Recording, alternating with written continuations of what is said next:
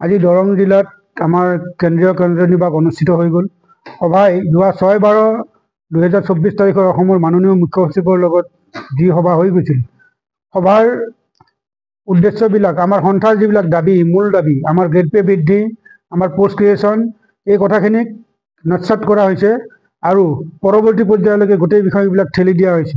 আজি অসম চৰকাৰক আমি মঙলদৈৰ পৰা পুনৰ ক'ব বিচাৰিছোঁ যে যদি অতি শীঘ্ৰেই 2019 চনতে বৰ্তমানৰ মাননীয় মুখ্যমন্ত্ৰীয়ে বিত্তমন্ত্ৰী হৈ থাকোঁতে লিখি দিয়া পদকেইটা পূৰণ কৰা নহয়, পদ সৃষ্টি কৰা নহয় আৰু সন্থাৰ দীৰ্ঘদিনীয়া দাবী, জন্মলগ্নৰ দাবী, যদি জিলা উপায়ুক্ত আয়ুক্ত কাৰ্যালয়ৰ কৰ্মচাৰীক যিখিনি তাগিদা দি যিখিনি কাম আদায় কৰা হয়, সেই কামৰ যদি মৰ্যাদা অনুপাতে যদি আমাক দৰমহা প্ৰদান নকৰে, তেতিয়াহ'লে অতি শীঘ্ৰে আমি এক কঠোৰ সিদ্ধান্ত ল'বলৈ বাধ্য হ'ম। আজিৰ সভাই অসম চৰকাৰৰ ভূমিকাক তীব্ৰ সমালোচনা কৰে আৰু আগন্তুক দিনত বোকাখাতত হ'ব লগা অধিৱেশনত, অহা মাৰ্চ মাহত বোকাখাতত হ'ব লগা অধিৱেশনৰ আগে আগে যদি সন্থাই যদি কোনো ধৰণৰ ৰিজাল্ট নাপায়, সন্থাই বিচাৰি থকা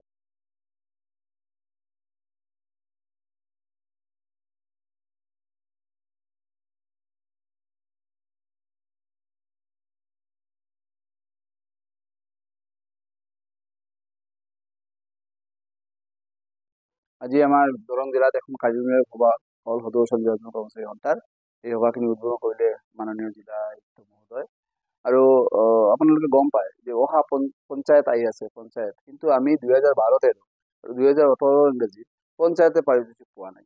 আপোনালোকে জানে যে গোটেইবোৰ যিবিলাক মানে আন বিভাগৰ ডিপাৰ্টমেণ্টৰ মানুহবিলাক, মানে আমাৰ চৰকাৰী চাকৰিয়ালবিলাক পিছতে থাকে, তেওঁলোক কিবা হ'লে পায়, কিন্তু আমি জিলা আয়ুক্তৰ কৰ্মচাৰী হৈ আমি দিন ৰাতি খাটি কিন্তু আমি নিৰ্বাচনৰ পাৰিতোষিক আমি আজিলৈকে পোৱা নাই। মই চৰকাৰৰ ওচৰত দাবী জনাইছোঁ যে এইটো বছৰৰ আগে আগে আমাৰ যিটো বকেয়া পাৰিতোষিক আছে সেইটো প্ৰদানৰ বাবে। বকেয়া যদি আদায় নিদিয়ে তেনেহ'লে আমাৰ যিটো মাৰ্চ মাহৰ যিটো আমাৰ ত্ৰয়োদশ দ্বিবাৰ্ষিক অধিৱেশন আছে, তাতে আলোচনা কৰিম। আলোচনা কৰি যি সিদ্ধান্ত দিয়ে সেইমতে চলি যাব।